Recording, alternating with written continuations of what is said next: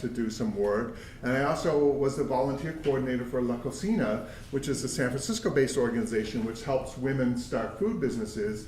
So I was the volunteer coordinator for their annual food fair, which is a one-day event with 30,000 people showing up and 300 plus volunteers. So that went on my resume.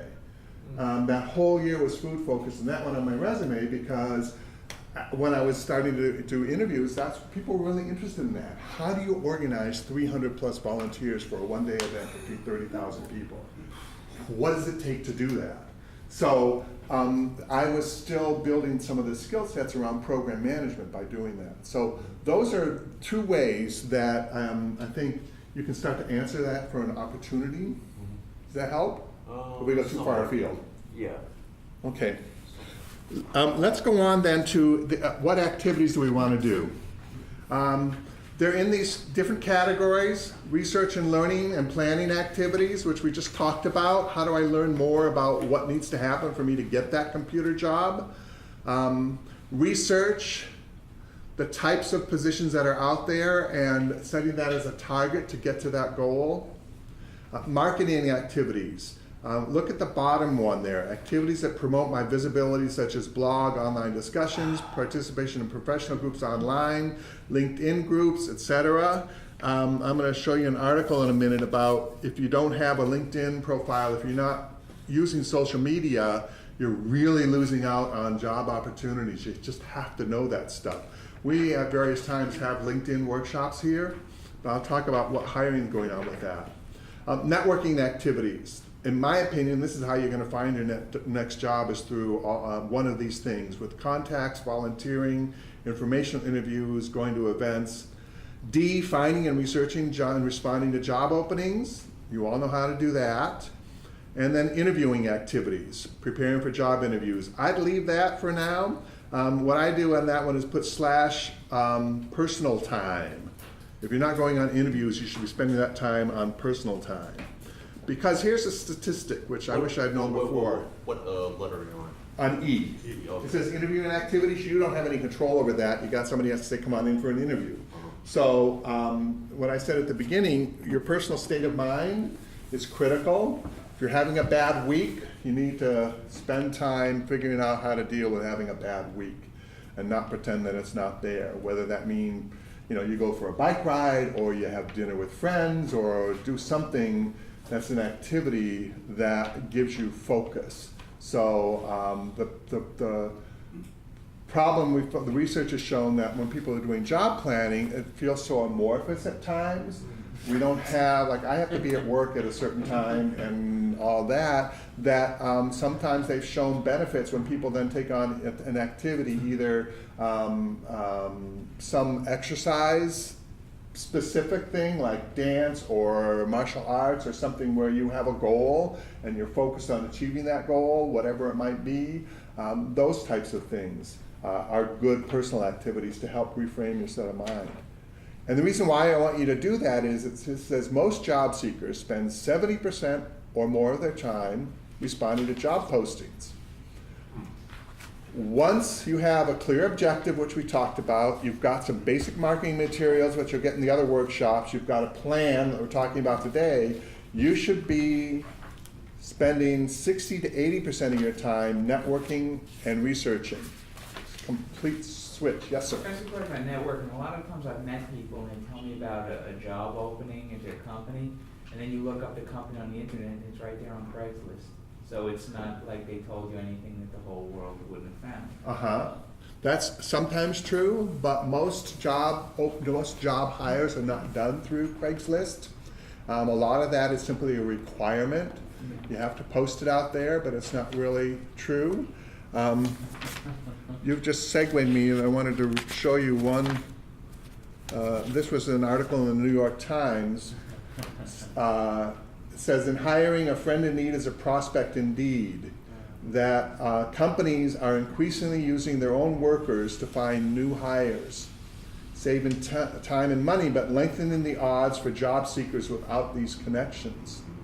The trend has been amplified since the end of the recession by a tight job market, and then networks like LinkedIn and Facebook, which help employers find candidates more quickly and bypass job search sites like Monster.com. So if that's what you're doing, posting to Monster and looking at Craigslist, you're really missing a lot of the opportunity. So the networking, you meet somebody who has that job, it may mean you just telling you there's a job there, as opposed to being able to set up some time to speak to that person. Can you tell me more about the company? Can you tell me about the department? Anything about the hiring manager? Get a little more of that information. Some companies, like here's one, Ernst & Young, 45% of their non-entry level positions come from referrals. And it's not just like consulting companies. This is a Rent-A-Car, Enterprise Rent-A-Car has 40% coming from referrals.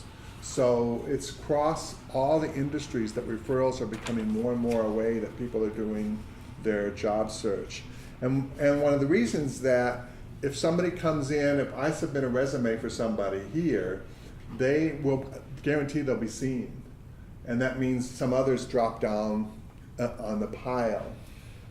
So LinkedIn, in particular, LinkedIn has altered the hiring landscape, making it easy for recruiting departments to trace connections between job candidates and their own employees and others.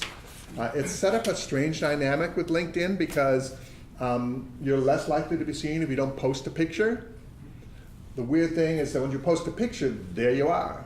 All the stuff we have about discrimination based on age, based on attributes, is now negated by, here's a picture of me, a 60-year-old man, on LinkedIn. So if somebody doesn't want that, then they don't, there it is. On the other hand, if people don't post their pictures, it's like, what are you trying to hide? So we being the industry that are hiring people and working with people, we don't know what to do about that right now. Because it's not really fair. At the same time, if you don't put it starts to alter the fact that they're going to tell anyway when I walk in the door. They know who I am, but they're going to. The hope is that then means if they call you or contact you, they already know this. What they can see, that's already visible to them. So it's not going to be a surprise. Good questions. Holly first. I'm not sure if this is off the subject, but I have a rule of thumb on LinkedIn. If someone wants to link in with me, and I don't know them well enough to be able to say, hey, so-and-so, a friend of mine's looking for, can you help make a connection? I say no. Should you just add as many people as possible? No. It's like in the early days of Facebook when the thing was to have 3,000 or 4,000 friends. And now the trend has gone way the opposite way, where it's like, what did that serve? Nothing. So it is really quality, not quantity. Yeah, and there's LinkedIn groups, so it's better to spend your time joining a LinkedIn group that has some interest of yours. That's Paul. So for putting up a picture and not putting up a picture is to us a no-win situation, right?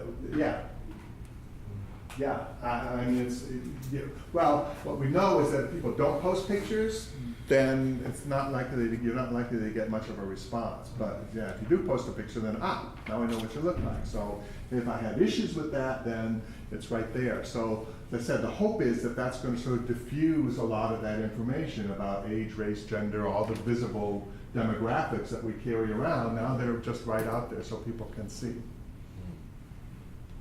So planning activities, and then we're going to take a short break.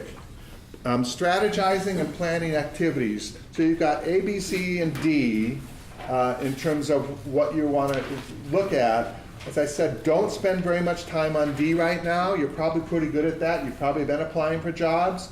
But doing your research based on this stuff, where you want to improve, marketing yourself, getting out there, and networking are really going to be the key things to you getting your job. The good thing about being in San Francisco is it's a small city, a very small city. So unless you're in an arcane field, there aren't very many people doing what you're doing in San Francisco, you're likely going to be on public transportation or in a restaurant or shopping on one of the shopping streets around people that are working where you want to work or in your field and have information. That doesn't mean you just walk around broadcasting to everybody, but it does mean that they are out there